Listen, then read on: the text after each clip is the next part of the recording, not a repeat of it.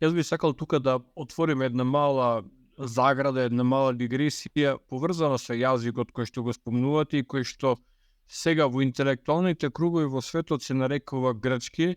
Ние можеби заради интелектуална честност го нарекуваме старогрчки, а самиот вие рековте дека етимолошки тој јазик е тешко поврзлив со она што значи модерен грчки јазик.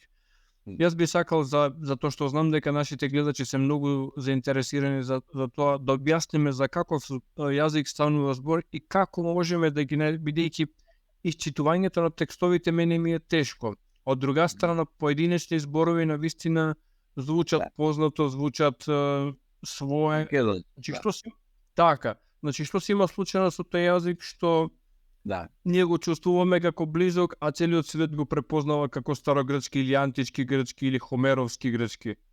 Гледате вака, значи нашиот јужен сосед треба да прифати помош од нас, а не да се плаши.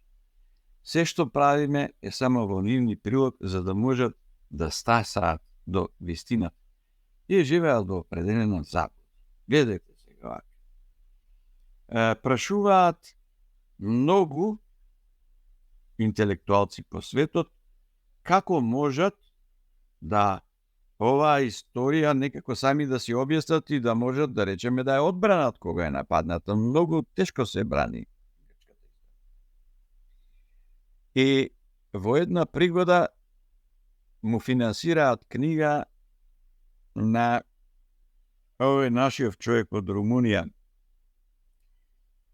Евген Борса. Тој, англичаните го читаат Јоџи. Тој е познат по тоа што тој својот живот го посветил не на истражувањето на Грција и на Грција, баш на Македонија и на македонци, и затоа е, нели, апсолутно голем авторитет по тоа прашање. Сега тие му се обраќаат со барање да им каже, финансираат во книгата се вика, значи јас реинтерпретирам една епизода што Борса ја става во својата книга. Значи, тие бараат од него да им каже на кој начин и како е најцврсто за да може ова што тие навистина сметаат дека е наследството е стварно бајковито и така натаму, нормално дека секој би се гордеел со таа работа. Но чувствуваат дека тука има големи празнини, за и бараат се од него совет да ја каже што да прави. Тој во книгата им пише. Немојте да се држите на ништо што е материјално наследство, бидејќи тамо тешко можете да се одбраните, односно да покажете континуитет на грчка цивилизација. Тоа истото им го кажа и нивниот голем археолог Манолис Андроникос. Тој рече, ако ја тргнете Македонија од грчката историја, нема грчка историја. Значи, тој рече, вие треба да се држите за јазик. Сега тоа е, бидејќи изгледа дека Борса малку обрнувал внимание, а и тешко ќе најдете автори кои би се фокусирале на тоа. Тие најлесно вака одат. Вака. Ќе најдете многу автори во светот кои кажуваат дека тоа што се викале грци во минатото, меѓу себе не се разбирале. Како? Атињаните со јонјаните ич не се разбирале. Спартанците со атињаните не се разбирале. Тесалиците со, значи, меѓу себе немале еден јазик и не се разбирале. Сега ако тоа го земеме како релевантно од некои автори што доаѓаат од втори век по наша ера, па пред наша ера и така натаму, тога се поставува едно прашање, кога зборуваме за тие имаат вака. Имаат тешко старо грчки јазик, па имаат полу тешко старо грчки јазик, па имаат бантам грчки стар јазик, па имаат лесен грчки стар јазик, па перолесен, па мува.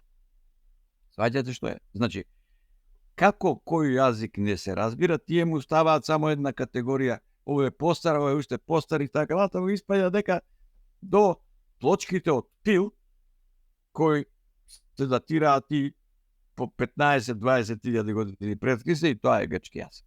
Значи, таа, како да кажем, паника е очигледна во одбраната на грчкото минато. Изгледа дека треба да се понуди нов модел на мислење. Зошто?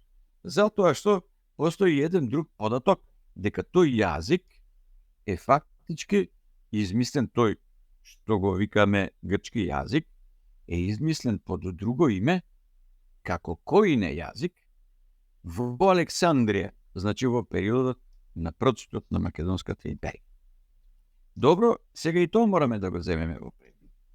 Ако го земеме во предвид тоа, тој јазик има друго име и не е поврзан со грци, тој се вика коине јазик, што значи скован јазик. И сега, ако е скован јазик, дали тој јазик се говорел? Тоа е прашањето. Или станува збор за алфабет. Значи, ако тргнеме од таа поставка, работите многу полесно се средува. Што прави интелектуалниот свет на Александрија, музејовна библиотека? Тие имаат намера да го соберат сето светско искуство, не е важно на кој јазик е напишан. Доаѓаат бродовите, овие со бродовите имаат определен договор, доколку имаат некакви записи, текстови, во тоа време уште нема пергамент, значи папируси, да се приберат, оригиналите да останат во Александрија, а ова другото да оди како копија да им биде вратено нас. Но, тука доаѓаат бродови од цел свет, што значи не доаѓаат само бродови од Медитеран, потоа доаѓаат покрај бродови и разни каравани и доаѓаат стоки од друг свет. Значи, доаѓаат текстови од Индија, доаѓаат клинести писма од Персија, од Кине. Од Кине доаѓа сликовно писмо. Од Египет има сликовно писмо. И сега, прашањето е следно. Соберете учени луѓе кои треба да го решат овој проблем. Што мислите, до кое решение ќе дојдат за да може практично да функционира? Едното решение, да речеме вака.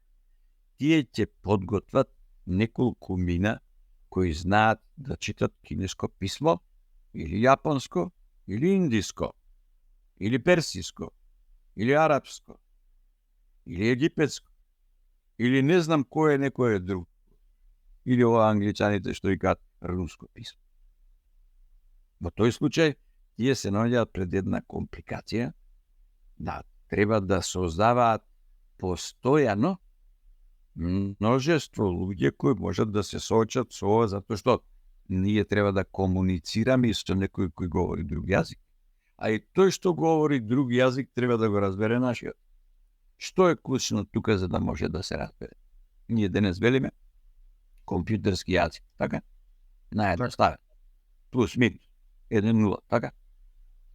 Но, А исто време сите идеи можат да се изразат со него.